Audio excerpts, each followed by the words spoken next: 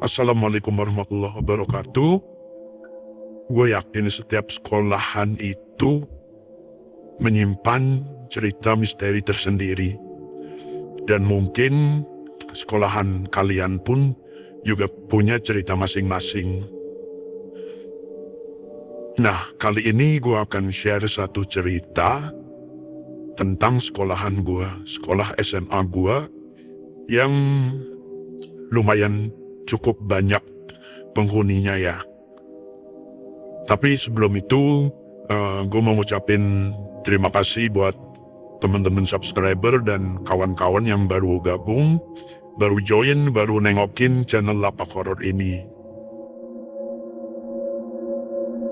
Jadi banyak cerita yang gue denger dari teman-teman gue zaman gue masih SMA dulu tentang sekolahan gue. Dan ada memang satu hal yang gue juga pernah alami. Yang pertama itu ada kejadian. Salah satu teman gue seangkatan, itu siang-siang dia lagi menuju ke ruang komputer ya. Ke lab komputer, dia sendiri disuruh guru ngambil apa gitu. Nah, pas dia masuk ruangan itu, tahu-tahu dia di pojokan itu, tuh dia melihat ada sosok pocong yang lagi duduk. Dan ya, dia langsung kabur. Heboh lah. Dan ternyata memang akhirnya banyak juga yang cerita di ruangan komputer itu memang angker ya. Jadi sekolahan gue itu gambarannya tuh begini, kalau kita masuk, itu kan bagian depan itu 2 lantai. Nah, kita masuk di bawahnya lorong, terus habis itu ada tangga ke lantai 2 ya. Nah, udah yang 2 lantai itu cuma di depan doang, sisanya tuh kanan kiri tuh kelas-kelas semua. Dan di pojok sebelah kiri itu ada masjid. Sebelah kanan belakang kelas itu buat parkir motor. Nah, di tengah-tengah setelah kita masuk itu, setelah tangga ke atas itu ada sanggar yang lumayan besar, itu buat kegiatan kesiswaan ya, kayak pagelaran seni segala macam. Maunya di situ ada sanggar. Nah, di tengah-tengah itu ada lapangan voli, ada lapangan basket, dan intinya itu ruangan terbuka buat kita upacara juga. Nah, selain sosok pocong yang ada di ruangan komputer itu, sosok itu juga sering ditemui di parkiran motor. Tapi itu biasanya nongolnya tuh sore menjelang maghrib ya. Banyak yang misalnya ada anak-anak yang pulangnya udah menjelang maghrib tuh suka ngeliat di sana gitu. Makanya jarang banget. Jadi sebelum maghrib tuh mereka udah mindahin motornya ke depan sekolah. Karena ada fenomena kayak gitu, jadi mereka juga pada ketakutan nih. Dan yang pastinya yang banyak itu di kamar mandi. Kamar mandi mungkin tempatnya ya, tempat paling enak kali buat bangsa-bangsa kayak gitu. Di situ tuh banyak banget. Kamar mandi atas itu ada, tapi itu nanti gue mau cerita yang kamar mandi bawah dulu. Itu di situ ada sosok perempuan ya. Itu yang suka suka ngunciin pintu dari luar. Jadi kunci pintu itu udah diganti berkali-kali, cuman kejadian orang kekunci gitu itu udah sering banget gitu.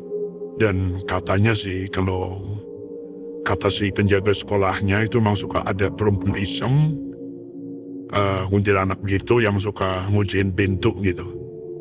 Biasanya korbannya paling seringnya tuh cewek. Itu di kamar mandi ya. Kalau di kelas-kelas sih ada beberapa lah, tapi sama lah wujudnya tuh perempuan kayak gitu standar. Ada satu yang menjadi ikon di sekolah gue itu di lantai 2 atas. Itu gue ngalamin sendiri, gue melihat sendiri. Jadi pas hari itu tuh lagi acara pelantikan pramuka kalau nggak salah ya, malam hari lah pokoknya. Gue datang ke sana, gue nggak ikut, gue cuma datang ke sana ikut ngeramein aja tim huru haranya di sana sama beberapa temen. Nah, gue kan ini kejadian pas gue kelas 3. Gue kelas 3 itu ngambil jurusan bahasa dengan jumlah peminat yang nggak terlalu banyak ya. Jadi kita dikasihnya kelas yang kecil dan itu di pojokan atas lantai 2. Jadi begitu masuk, naik ke tangga, itu sebelah kanan paling pojok. Nah, di samping kelas gue itu adalah ruangan komputer yang tadi gue sebutin, yang ada sosok pocongnya itu. Nah, malam itu gue itu lagi santai, lagi duduk di depan kelas itu, malam gelap itu kan, sama 2 temen gue ada lagi. Teman sekelas sama-sama bahasa, kita ngerokok di atas gitu. Dan emang jujur aja karena kelas gue itu pojok ya, jadi gue misal pagi datang pagi gitu, itu juga sering ngerokok dulu di depan kelas itu. Resikonya ketahuan guru sih, cuman alhamdulillahnya nggak pernah ketahuan. Nah, kita lagi asik-asiknya ngobrol sambil ngerokok, gelap-gelapan gitu. Itu udah malam sekitar jam 11-an lah, jam 10, jam 11-an udah lumayan malam. Jadi posisi duduk gua itu ngadep ke depan itu tuh langsung ngelihat ke arah kamar mandi ya. Kalau tangga ke kanan itu kelas gua, kalau tangga ke kiri mentok itu kamar mandi. Jadi tuh lumayan panjang, di atas itu tuh ada sekitar 10 kelas, jadi lumayan panjang ya. Nah, kita ngeliatnya pokoknya lurus aja ke depan sana. Nah, dari arah kamar mandi itu gue melihat kayak ada orang, ada cewek gitu pakai seragam. Tapi pakai seragamnya seragam OSIS. Kita bertiga, gue sama 2 temen gue tuh ngeliat semua. Itu kayak keluar, tapi kita masih ngeliatnya tuh samar-samar ya, belum jelas banget lah. Karena waktu itu gelap kan. Kita perhatiin dia tuh jalannya kok pelan gitu. Pelan kita udah sempat parno nih. Wah, ini siapa nih gitu kan. Ini tim yang mau ngerjain anak-anak atau siapa gitu. Soalnya dari kamar mandi kan dia keluar sendiri. Dan kalau dilihat dari bentuknya samar-samar itu kayak cewek pakai seragam OSIS. Udah sosok itu makin jalan ngedeket. Sampai akhirnya di tangga itu udah mulai kelihatan agak jelas. Di situ dia belok, dia turun tangga. Nah, pas dari situ kita baru ngeh. Ternyata cewek itu badannya ada sesuatu yang nancep. Yang nancep itu tiang bendera. Nah, kalian mungkin tahu tiang bendera yang pakai ini, yang pakai semen, yang portable itu, yang bawahnya itu dicor pakai semen dalam kaleng gitu kan, yang nggak terlalu tinggi lah, mungkin sekitar 3 atau 4 meter gitu. Nah, itu jadi tiang itu tuh nusuk di badan dia dengan beton corannya itu yang di bagian bawah, di bagian belakang. Itu nancep ke depan dia, dan dia tuh jalan sambil nyaret-nyaret itu betonan itu. Kita jujur aja shock melihat itu, kita nggak bisa ngapa-ngapain, kita cuma ya kita ketakutan di situ ya, di spot itu kita cuma perhatiin itu sosok itu tuh turun terus, tapi udah kita nggak kemana-mana, kita cuma duduk aja di situ. Kita ketakutan terus itu sosok itu tuh hilangnya karena udah nggak kelihatan lagi, udah ketutup temboknya tangga ya, itu udah nggak kelihatan, hilang. Setelah beberapa menit kita membeku di sana, akhirnya kita udah bisa normal lagi ya. Kita sadar bahwa kita habis ngeliat sesuatu gitu kan. Habis itu kita langsung buru-buru turun, kita tanya-tanya dong, kita cross check ke beberapa anak-anak yang lain.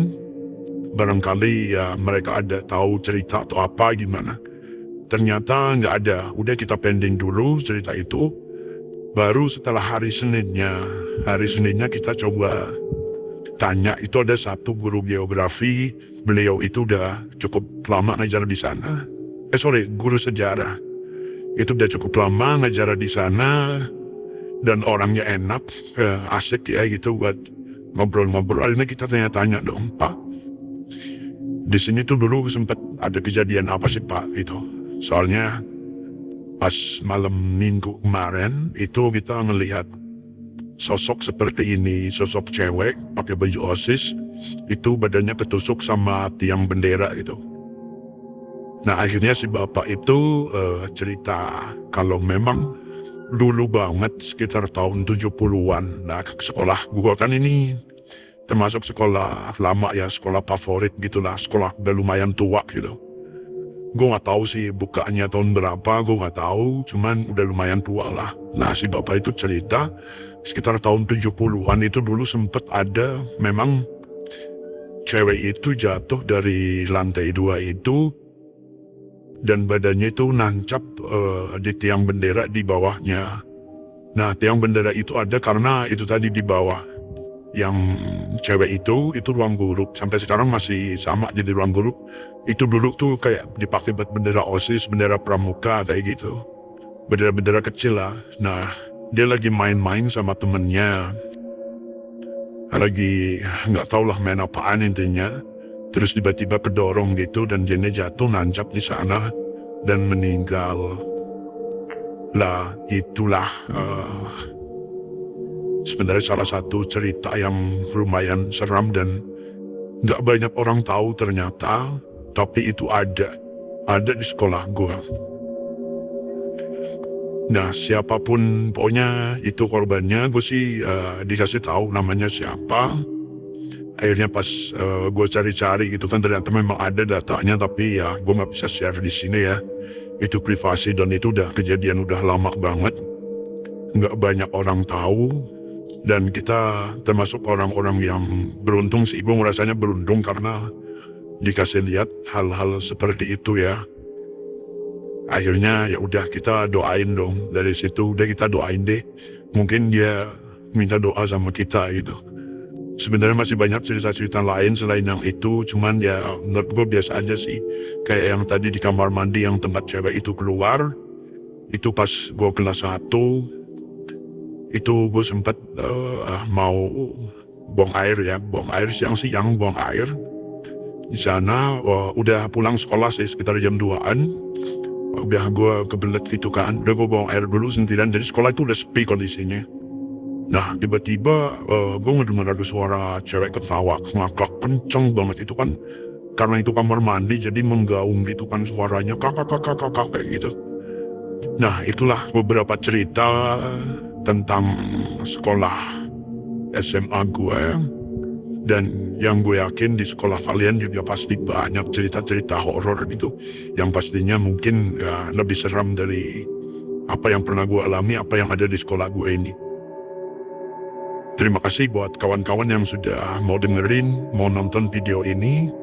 Jaga kesehatan kalian masing-masing. Semoga kita selalu dilindungi Allah Subhanahu wa Ta'ala dari segala penyakit dan juga termasuk wabah corona ini ya. Sekian sekali lagi, terima kasih. Assalamualaikum warahmatullahi wabarakatuh.